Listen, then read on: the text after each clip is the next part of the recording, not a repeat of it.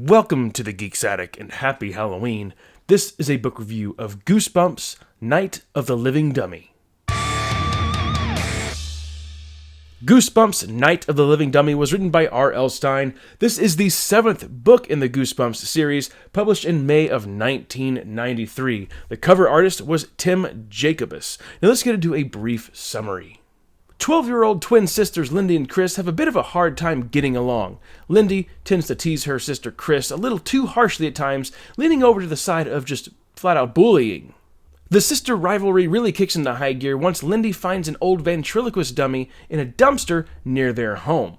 Lindy's excitement over finding this dummy is sincere, and it sparks a new hobby. She loves being a puppeteer. She gives this dummy a name, Slappy.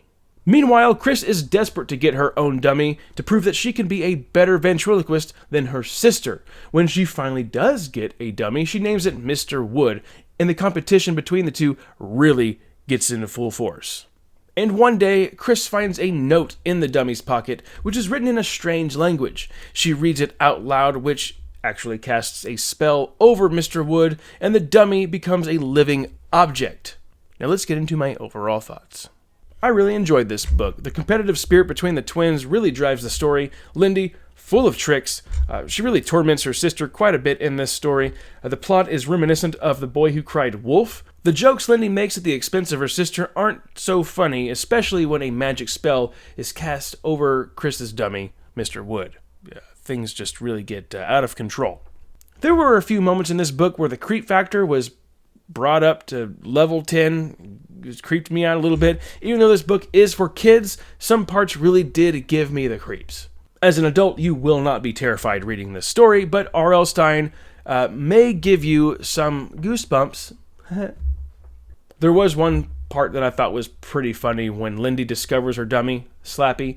Her sister Chris thought that it was actually a small child that Lindy pulled out of a dumpster, like a dumpster child. I mean, maybe it's not funny, but it was just so unexpected. Other than that, there really weren't any other funny parts in the book that really stuck out to me. I did think going into it that, because it is a kid's book, that there would be a lot of really silly moments.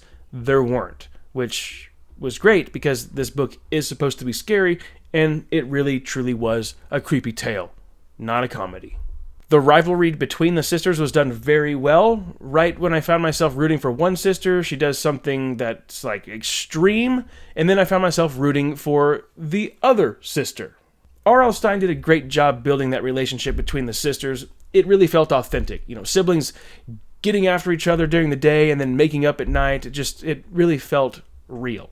I really like how the author closed out the book. He created this eerie atmosphere and delivered a nice little twist at the end that I really didn't expect. So for the rating, I will give Night of the Living Dummy a B+. Remember to hit that thumbs up, that subscribe button, so you'll be notified when I post more videos. Check me out at thegeeksaddict.com and across all social media at The Geek's Attic. Have a good one.